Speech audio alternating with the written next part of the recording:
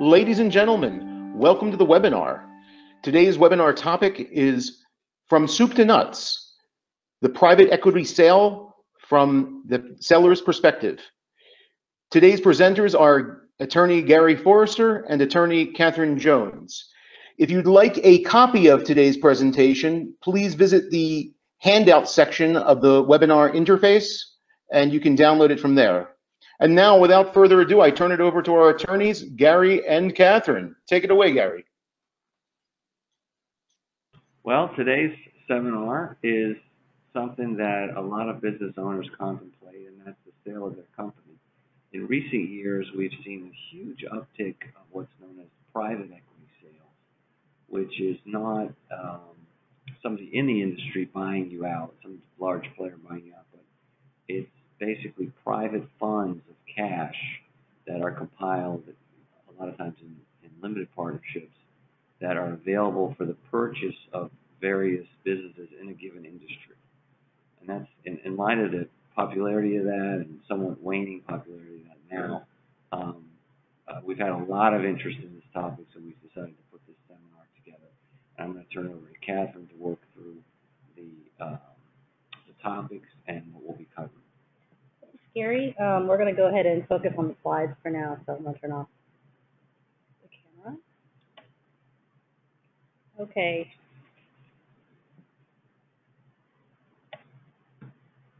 Here's our agenda. There's really, about 7 broad categories of things we're going to focus on today. In the interest of time, we might skip around or gloss over a few slides, but the materials are pretty comprehensive, so feel free to take a look at your leisure, and then if you have any questions or follow-ups, feel free to contact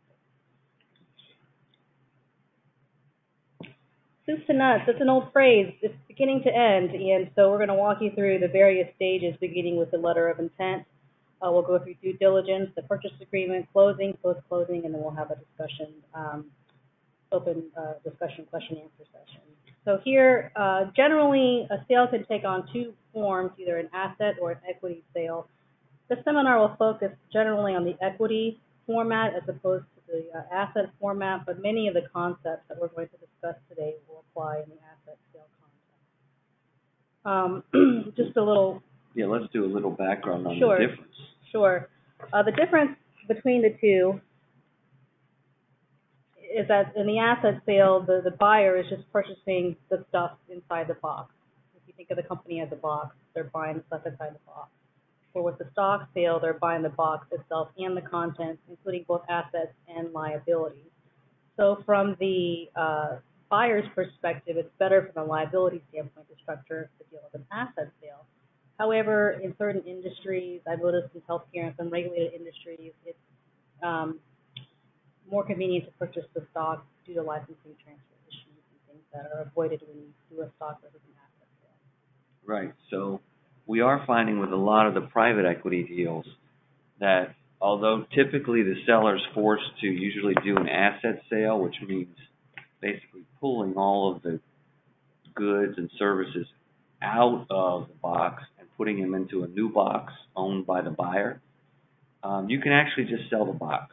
So from both a tax perspective and a convenience perspective, selling the box is much nicer.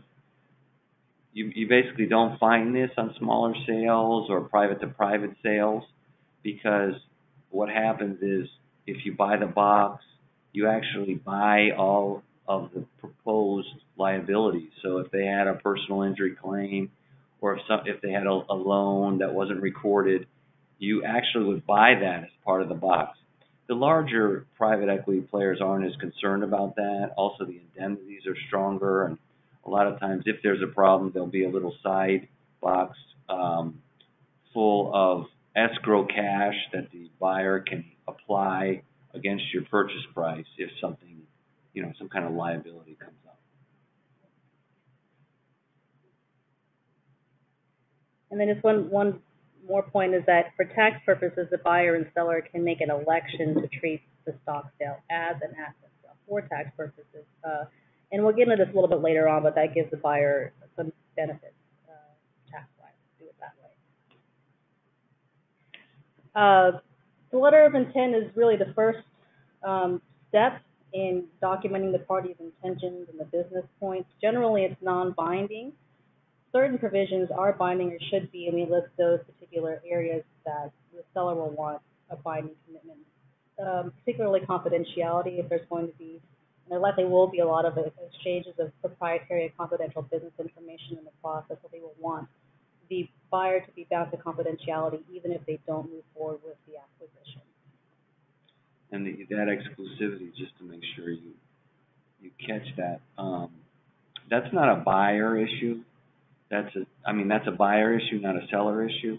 So the buyer will tie the client up, if the client's the seller, for usually a period of 60 or 90 days in terms of restricting the ability of the seller to either provide due diligence information or enter into any other agreement with any other proposed buyer. Because the buyer that you choose and you sign an LOI with doesn't want to really be spinning their wheels if you're negotiating with 3 other buyers. Now, occasionally, it's such a valuable, or the actual business is in such demand that they'll sign a letter of intent without the exclusivity because they just want to be one of several bidders, in a sense, on the business. But almost always, you'll be required to sign an exclusivity with the buyer. And the parts that are not binding at this stage are the business terms, and those it's an outline of what's intended, but these are often negotiated as part of the process of getting to a definitive purchase agreement. But the LOI can list the purchase price or an estimate of it. Typically, it's an EBITDA based on preliminary review, and then they will confirm that in later due diligence, that bid being the buyer. The payment terms are outlined. Usually there's cash, and I've noticed in the private equity deal there's a lot of upfront cash as opposed to some of the smaller transactions. Well, they have so much cash. Right. I mean, that's the business that they're engaged in. And then some additional topics that are in the LOI that are flushed out later in negotiations are earnouts, rollover equity, and certain holdbacks and escrows like Gary was talking about. Yeah, so a lot of the substance of these deals has to do with how much cash you're going to get up front and how much that client is going to be forced to invest in the buyer's general venture. So we do a lot of healthcare work, for instance, and if we have a healthcare seller, but a lot of times people just want cash, right? And the counterbalance to that is the buyer may want the seller to invest in the buyer, to be part of the buyer. That's more and more true depending on the degree to which your buyer will participate in the business. Your seller will participate in the business of the buyer. So you're selling, and your seller is going to be employed by the buyer. Well, if your seller is employed by the buyer for some long-term period, or the buyer is relying on the seller to grow a certain division of their business, they're going to want that seller to have an iron in the fire. They want that seller to know if they don't do well, they're going to lose a pretty nice chunk of their purchase price. If they do well, however, it's going to multiply the size of their purchase price. So depending on your particular situation, whether or not your seller is going to stay in that business, that rollover equity, which means equity purchased as part of your purchase price in the buyer, will vary. And you can get a very good idea of what everyone's intention is depending on how much rollover equity is required. People that just want the business, they'll plug in their people. They don't really care about the individual seller. They're more than happy to pay cash. If they really are buying the expertise of the seller, they won't. And just a practical tip is if you are the seller and you're presented with a financial package where there's going to be a large amount of the purchase price tied up in rollover equity, you'll want to ask to see the financials and the governing documents of the entity that you're rolling into relatively early in the process, just so you can get comfortable with it. And if to do your own financial analysis. That's a great point. Actually, we find that we're one of the only firms that actually asks for financial information on the buyer, because they're so surprised that we're actually requesting background financials on this investment that the seller is going to make in the buyer. They're so I guess proud to be buying all these companies, and they're kind of in charge, and they're passing out cash and equity, that they're kind of taken back sometimes that we ask, well, what exactly, is our seller buying? Right. And so there's actually due diligence on the rollover side that should not be missed. And then one other practical tip is on we talked about the H10 election earlier, the election to treat assets or stock sale as asset sale for tax purposes. And I find that having a discussion about that early on is better, because you don't want any surprises once you're knee deep in the purchase agreement. And when there's a tax benefit to the buyer, there's going to be a tax detriment to the seller, and you'll want to at least float the idea of a gross up or some way to compensate the seller for the potential additional tax consequences of the election. Yeah, the election basically, what it allows for is the re-rack of depreciation on the assets purchased. So if for some reason that the buyer intends to buy the box, the entity, and drop the entity under its holding company, that's fine. But what they want is a tax basis where you take the full purchase price and it's applied to the assets of the selling entity, so that they don't buy the box, and inside the box are the assets which have been fully depreciated, so that there can be no further depreciation. And if there's a sale, there's actually recapture of income tax, which is a very negative tax situation. If you buy the box and you don't make the election, you take those low basis assets. The next section of our discussion is due diligence, and I find that this is probably the most labor-intensive, arduous process for the client, or their administrative staff, because they're having to go through records and documents and pull historical data to satisfy due diligence checklists that are prepared by the buyer. And they could be several pages in length and a lot of different items. So generally, when we're asked to do legal due diligence, we're looking at the governing documents to confirm organizational structure of the target, who owns it, who has the ability to sign, whether there's any liens or encumbrances on either the equity or the assets that are held by the target entity. There's also accounting, financial due diligence, and this is the point in time where the buyer will hire their own accounting firm to verify the financial statements and EBITDA to make sure that they're paying the appropriate amount for the company. In light of the higher prices we're seeing some waning of that. But in light of the higher prices, the private equity groups have really turned due diligence into kind of a different process. I mean, we've been doing these deals for about 24 years, and accounting due diligence has always been significant, because you have to figure out, you're buying what you think you're buying. The books are in order, et cetera. It's like an audit, basically. But because these private equity groups are paying, let's say, instead of a 5 times multiple, they'll pay an 8 times multiple of earnings, due diligence is very arduous. It used to be maybe 30 days. Now it's at least 60 or 90 days. They typically have a particular large firm that you have to use for this. You have to generally segregate a room in the business, or you have to do this uploaded data room, which is very detailed. It's just a heads up when you get into these private equity deals. The due diligence part of the deal is much more arduous than historically speaking.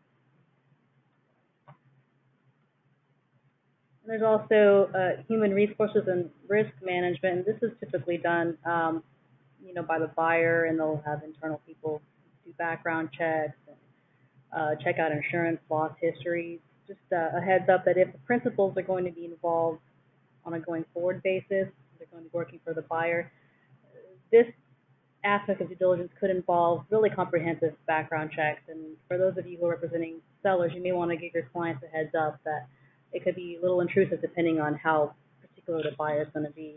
That's right. We had recently an event where we represented a group, and the detail that came back on someone's divorce and activities years and years ago was outrageous. It created actually a rift for a few days in the deal because it was so intrusive. That's a great idea, Kathryn, just to kind of prep them, and even to the extent that if there's something out there they think may exist, maybe we should get a heads up on that to let the buyer know, just to kind of tamper the impact of some of these background checks. In the situation, it just came as really out of nowhere, and it was a difficult, situation for our client, just from the emotional and the mental standpoint. And everything turned out fine. It was just something that I think could have been headed off if it was handled properly. Regulatory due diligence. Here, I just wanted to point out, in very, very large transactions, you may need to file some pre-closing notification paperwork with the FTC or the Department of Justice. That's under the Hart-Scott-Rodino Act, and there are some mechanical tests that you would look at to see if you'd have to file. There's some safe harbors. Right. And so these tests here, those numbers, 84.4 million and 16.9 million, those are adjusted annually. So if you have a very large transaction, you'll have to look at what the applicable thresholds are financially. But the size of transaction test measures the assets and equity acquired or to be acquired, and the size of person test measures the net sales or worldwide assets of the parties, the buyer and the seller.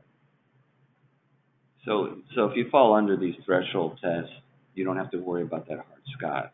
It adds another whole layer to the transaction.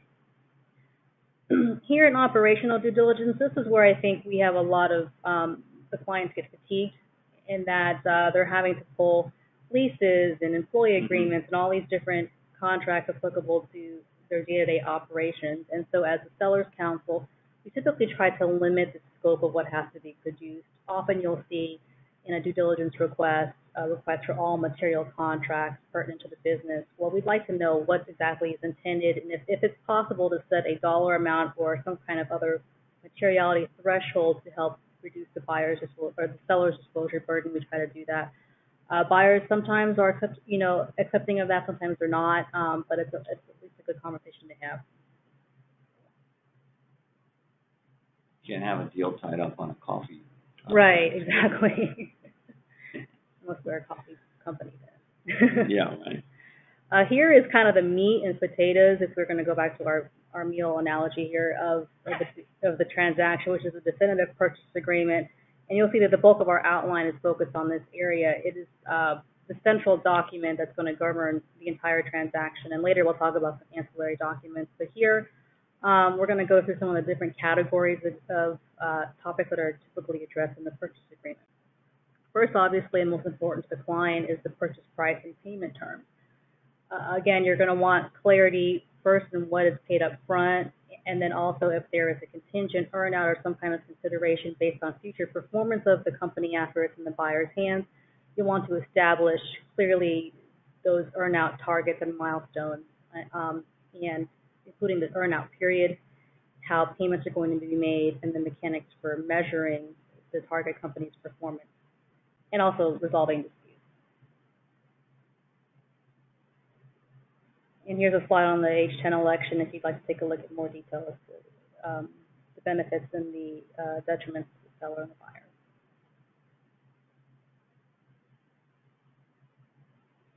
Again, what we try to do to protect the seller is either negotiate a gross up, meaning there's an increase in the purchase price to the seller to help offset the extra tax that the seller would be paying as a result of the election, or including an indemnification provision in the agreement that would require the buyer to reimburse the seller for the increased tax costs.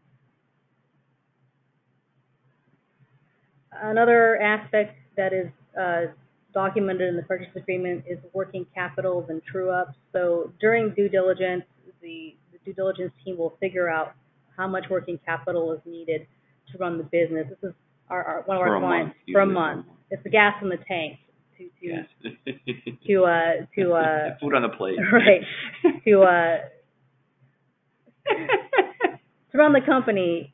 And so there's typically a few days before closing, the seller will deliver to the buyer an estimated working capital statement, and then there could be an adjustment either at closing or after closing, or both in some cases, to true up to the actual financials. And so the purchase agreement will typically set forth the deadlines for producing working capital statements, for instance.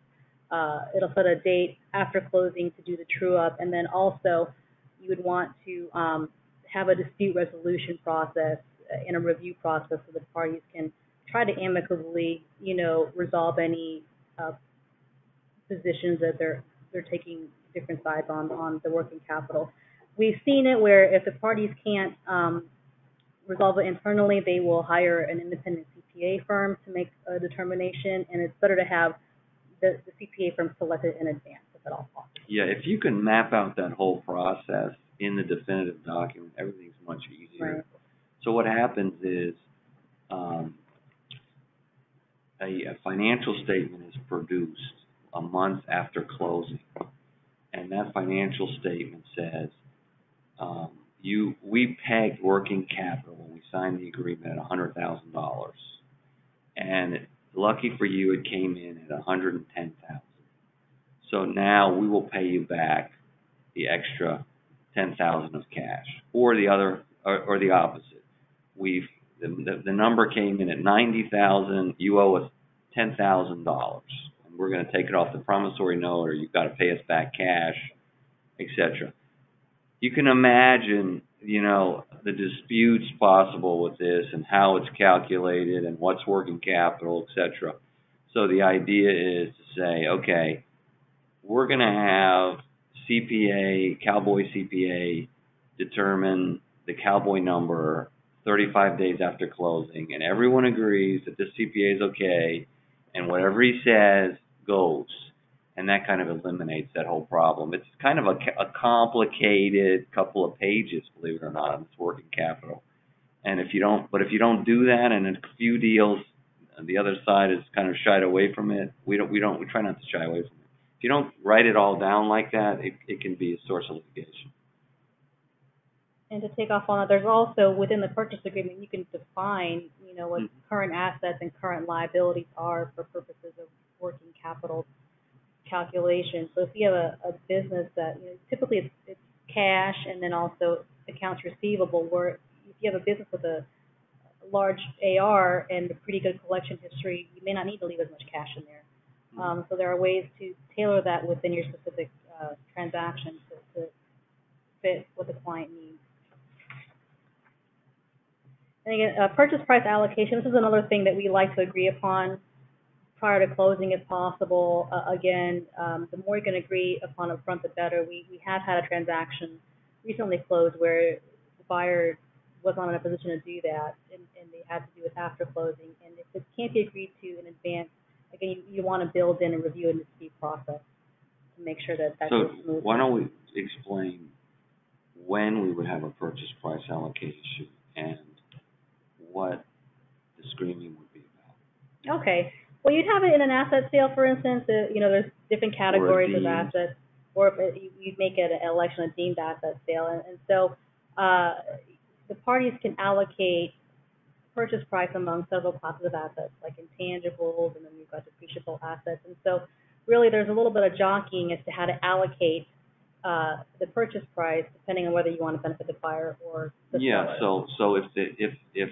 depreciable assets take on a lot of the purchase price. So let's say it's like a copier machine company, and they can depreciate a lot of these copier machines.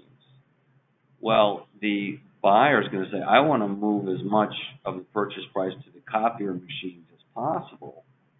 The problem is that the seller has already depreciated the copy machines. So if we move purchase price to the copy machines, the seller has to pay recapture of depreciation, but the buyer gets the increase in tax basis. So that's the scream out.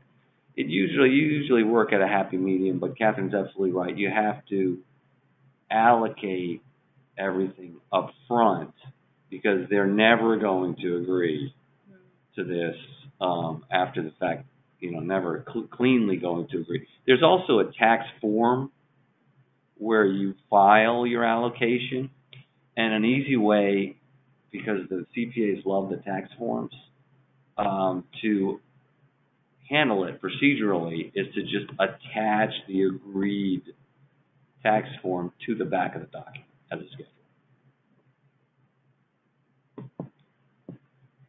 Okay, seller reps and warranties. Now, this is the area that could potentially create the largest exposure for the seller because they're essentially being asked to give the business a clean bill of health, and so they do that by making reps and warranties in the document as to the status of certain items like litigation, having regulatory approval and consent to operate the business, etc.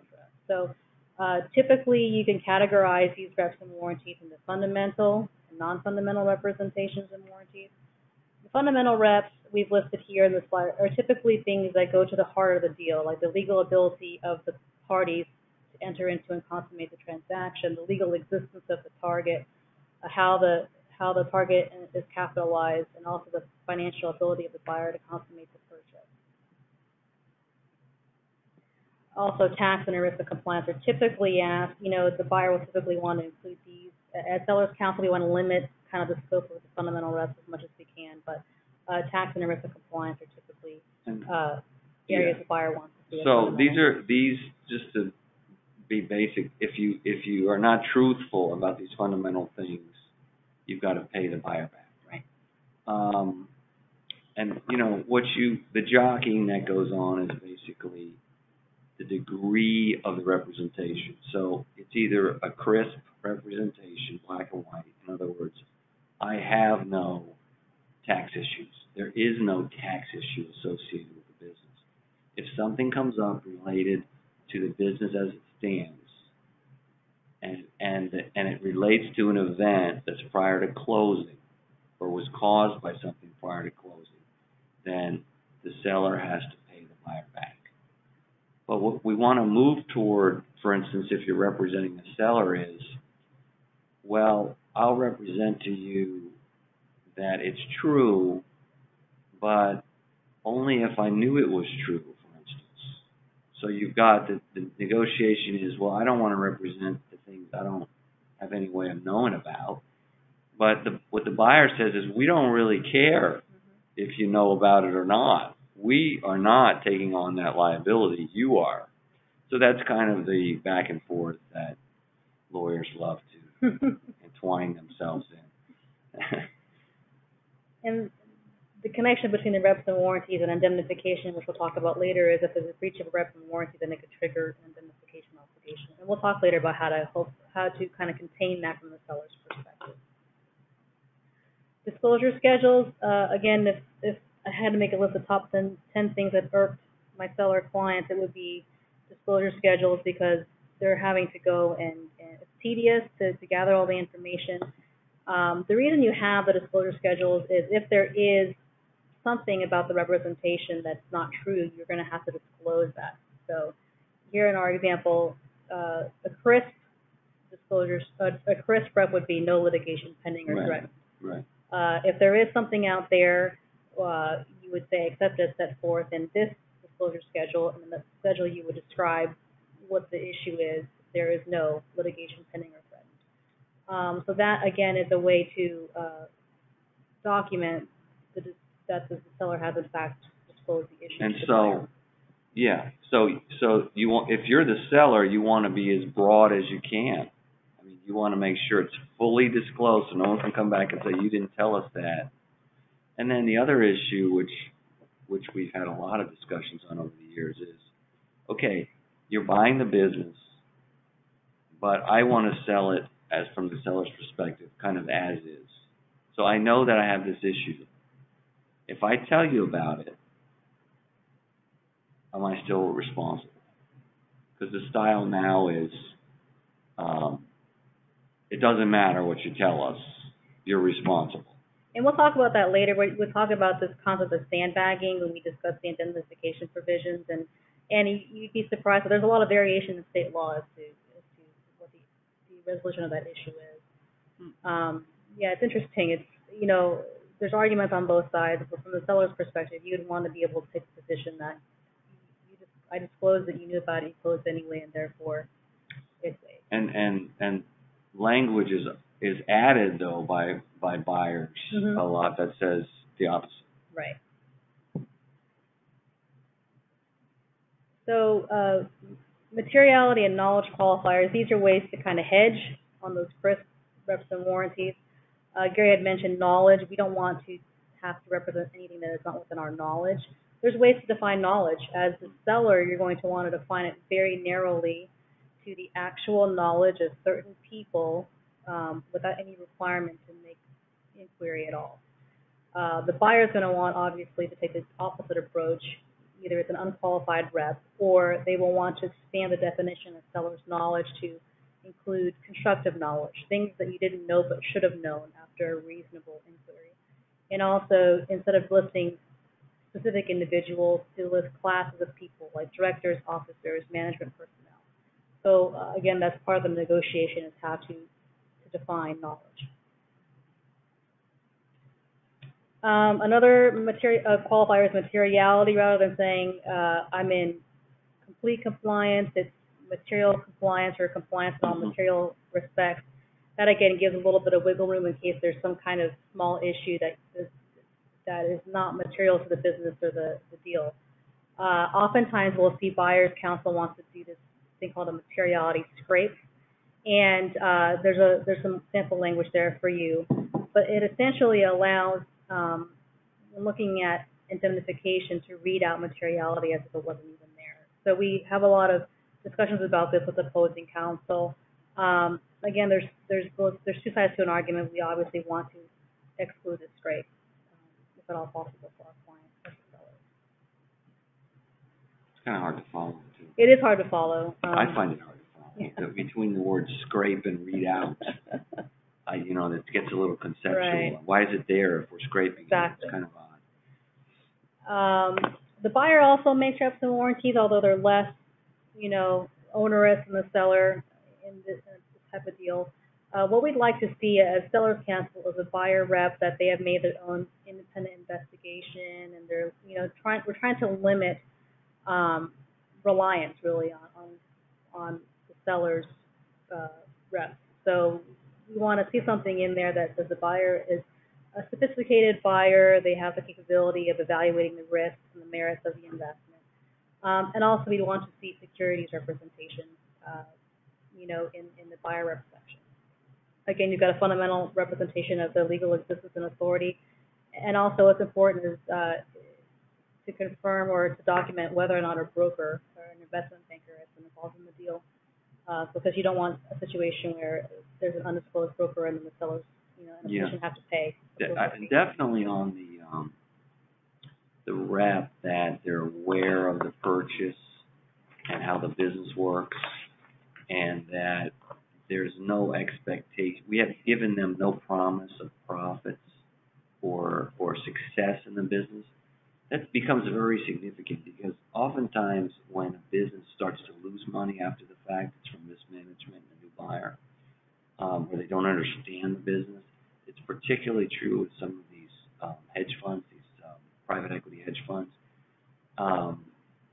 Occasionally you'll have a group that's really new to this particular area of business, and when it fails, they're going to be looking for a lawsuit, for a cause of action in a lawsuit. And the fact of the matter is, if you've given representations based upon financials, they should be limited to the fact that those financials are accurate, because they are accurate.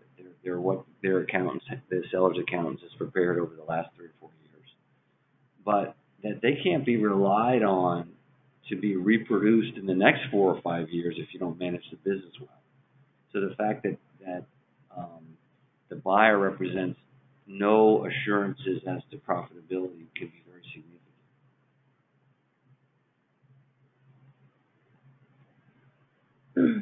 In this slide, we describe some pre-closing transactions that are common when a seller is selling equity.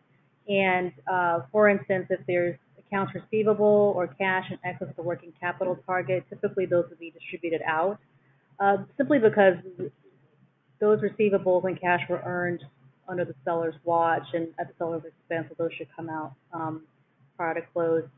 Also, if there are any tax refunds associated with pre-closing tax periods, you'll want to document that those refunds go to the seller, because it could be years after the fact where the IRS gets around to issuing a refund, so you'll want to be clear that that is the seller's property.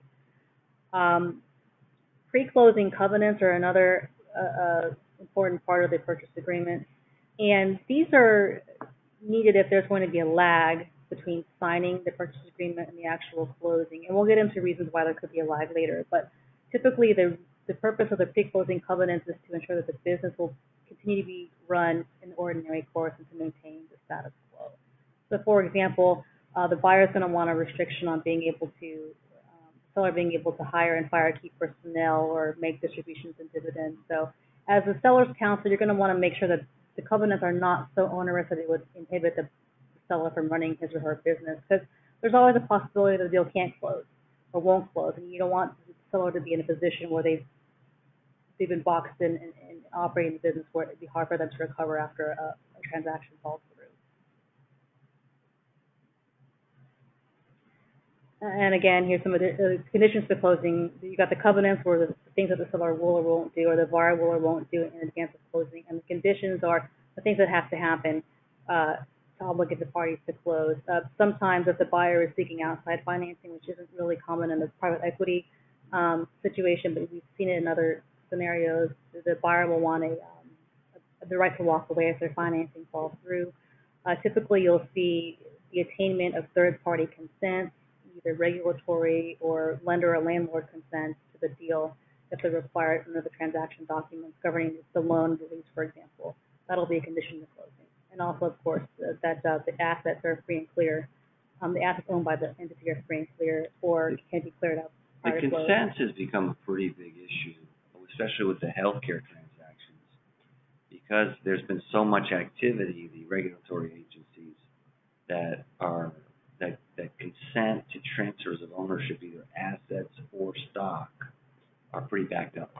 So sometimes you want to get those consents rolling. We used to wait till we were midway through the transaction, but we suggest that a lot of these governmental type consents get started early on when you first start drafting the definitive purchase agreements, because it usually takes at least 60 days. Correct. And then this is really the hot area that the lawyers fight about in a deal.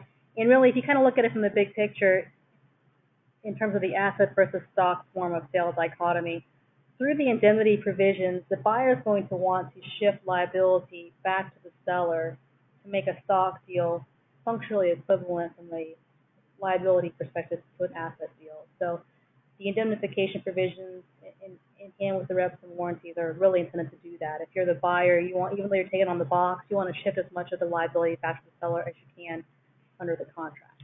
So to be like specific, because some people listening may do this all the time. Other people just want a flavor.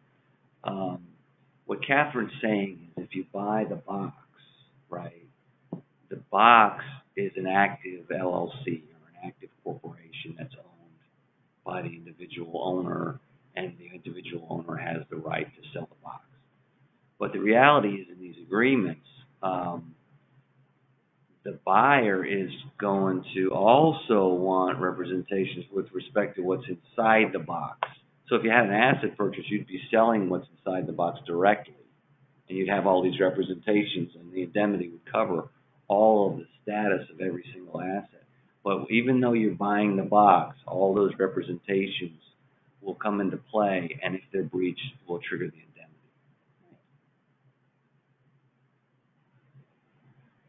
So ways to limit the seller's liability, you can do it in a few ways. You can set monetary limits on what the seller will have to pay if there is, in fact, an indemnifiable claim. We'd like to see a cap on the overall liability. Obviously, the seller does not want to pay more than he's getting. Yeah, that's a good point, Kathryn. That's a good place to start a lot. Is we start like maybe with a cap to the extent of the consideration paid, like because although they may be buying this, and let's say even the buyer's putting in $100 million or something like that, so it'll be a much bigger operation within a short period of time. If they mismanage it, or it just goes badly and they somehow have a suit against the seller doesn't have to pay actual damages. The seller pays damages only to the extent of money it received, which triggers a lot of other planning, by the way. Then you get into all kinds of asset protection planning and what are we going to do with the proceeds and how does that work? That's a different seminar. but it raises that issue. If you're a seller and you're subject to one of these massive indemnity obligations, well, do you need to take title or do any planning? It's just something to keep in the back of your mind because it's become a huge issue, actually. Right. So the cap sets the ceiling, and you can also set a basket, which is the floor, where the reason for the basket is you don't want your client to be, or your seller client to be bugged with, a $500 claim here and there. It's a nuisance. And so you want to set a floor. You can do that in a couple of ways. One is like a deductible, where the buyer agrees in the purchase agreement that they're going to absorb the first, $50,000 in losses, even if they were indemnifiable under the terms of the contract. A second approach is doing a tipping basket, where the first $50,000 that the seller is not liable for, but if it crosses that threshold, then they're liable from $1. So those are just a couple of ways to limit the kind of the monetary exposure to the seller. Just a little nuance here is going back to the concept of fundamental versus non-fundamental representations and warranties. Typically, buyers don't want to see a cap or a basket on fundamental representations. Again, in their mind, it goes to the heart of the deal, so those shouldn't be subject to those kind of limitations. Another thing we've seen recently is this concept of representation of warranty insurance. And there's actually insurance companies that will write policies to insure these kind of risks under these purchase agreements. And in doing some research, those are really, they make the most sense in large transactions where I think that the enterprise value is $20 million or more. It can be expensive as far as getting the coverage, and then there's also a time factor in having to build in the timing to underwrite it. So it's a very interesting concept. I mean, we've dealt with it several times now. It's kind of a customized policy in general, where oftentimes we can actually get the buyer to pay. I don't know why it's like this, but oftentimes the buyer's willing to pay for exposure to the seller, really, for breach of a warranty or representation. So these indemnity claims, some or all of them, can sometimes in large transactions be absorbed by an insurance policy. I mean, we all know how insurance is. I mean, some of the investment bankers really love this, and we like it, but there are also, there are pitfalls as well. It's expensive, but you know how insurance is. I mean, it's wonderful. Everybody's very nice and amicable when you're writing the insurance company a big check, but when it comes time to actually pay out on these things, it's a completely different, negotiation. Right. So, again, going back to why would the buyer pay for it, I've seen it where the buyer may be in a situation where there are multiple buyers and they want to differentiate themselves from the pack, and so they'll offer that in the LOI. They'll offer that to kind of sweeten the deal to get a leg up on competitive buyers. Another way to limit the seller's indemnity exposure is to shorten survival periods. For example, reps and warranties only last for a year after closing. That way, if a claim comes up and it's a year plus a day, you have an argument that it's not covered anymore. Again, the shorter is better for the seller. We'd like to see a year or less. Sometimes, with certain kinds of reps and warranties, such as tax reps, regulatory reps, it'll be the statute of limitations period plus 60 days. But generally shorter is preferred from the seller's perspective.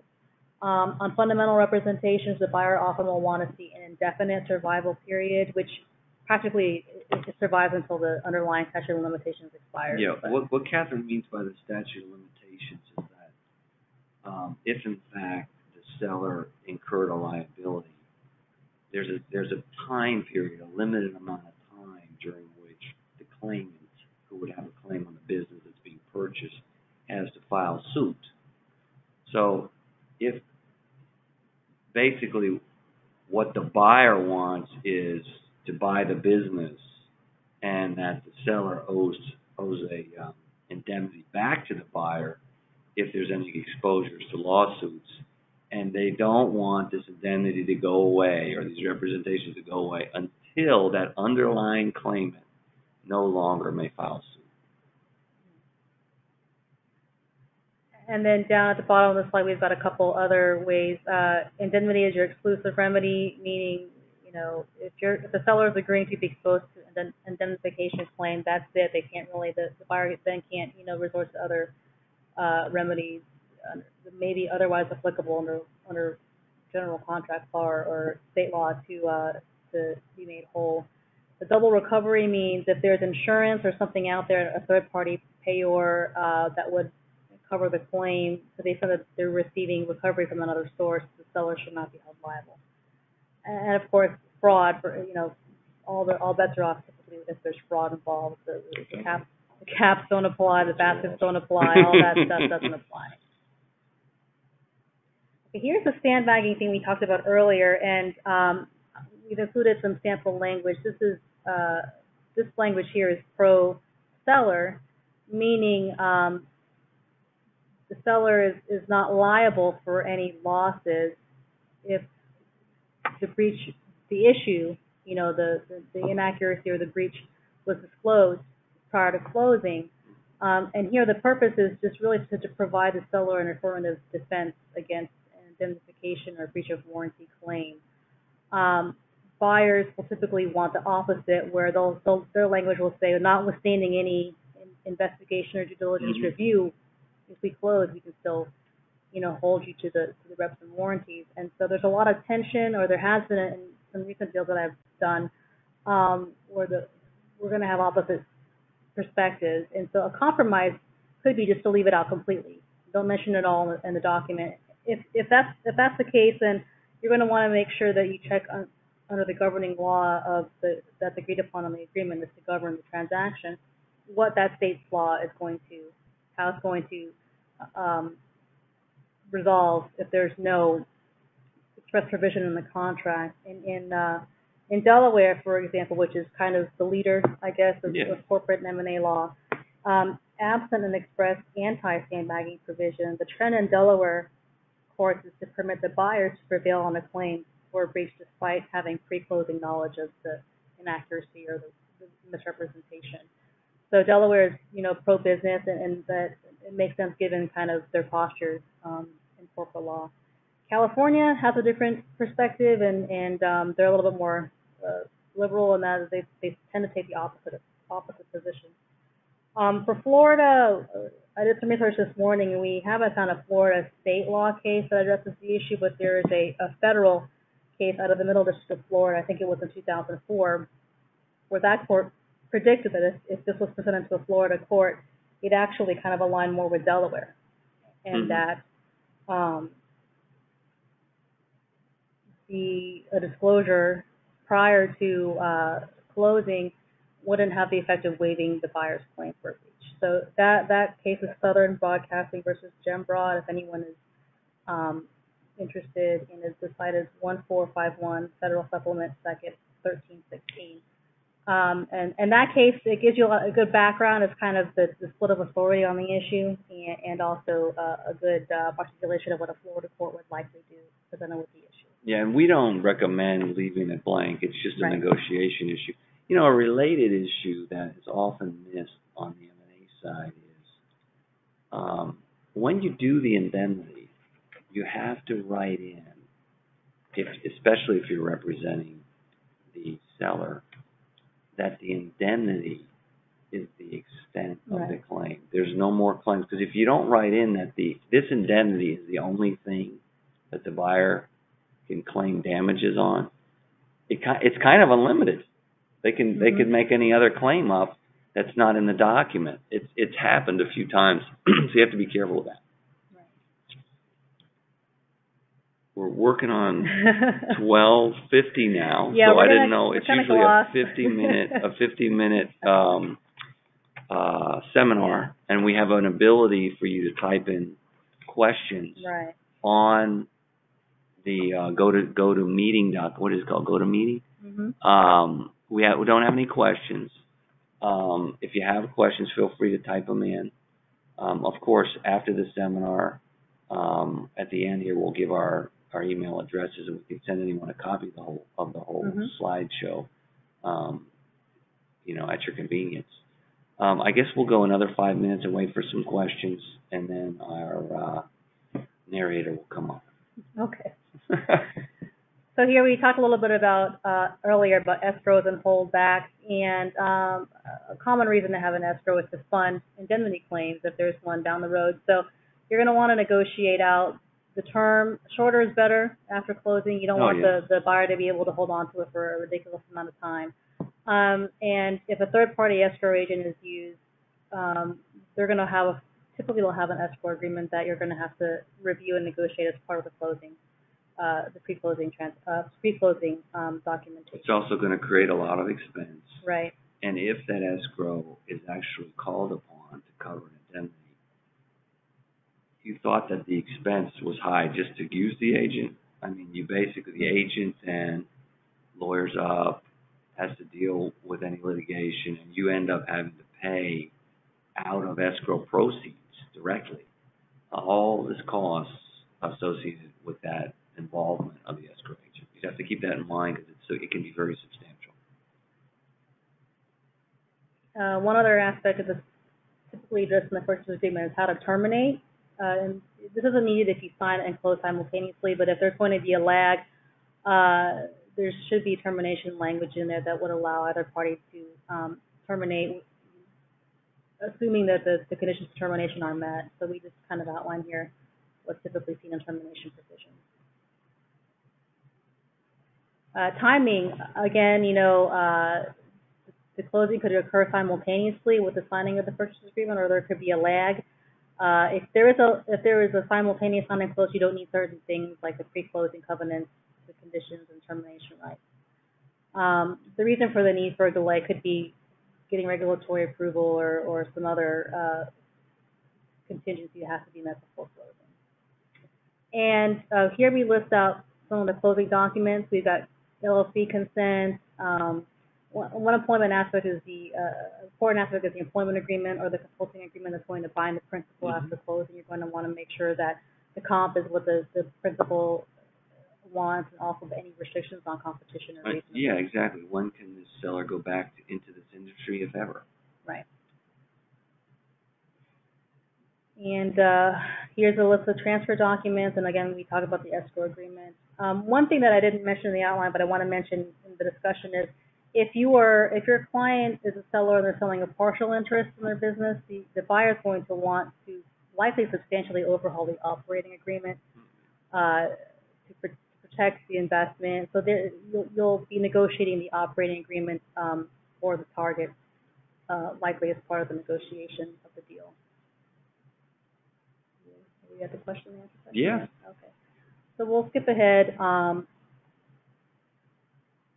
to the Q&A. If anybody has any questions, that's you? Okay. Yeah. Feel free to go ahead and put us back. I'll put us back. Okay. We're real people, see? Well, we don't have any questions, so I guess we'll wrap it up. Our email's there. If you want a copy of the seminar, just let us know. And that will conclude our session for today. We appreciate your attendance. And we look forward to seeing you next month, or at least talking to you next month, at 2 new seminars we'll do. One will likely be on the foreign trust, the other on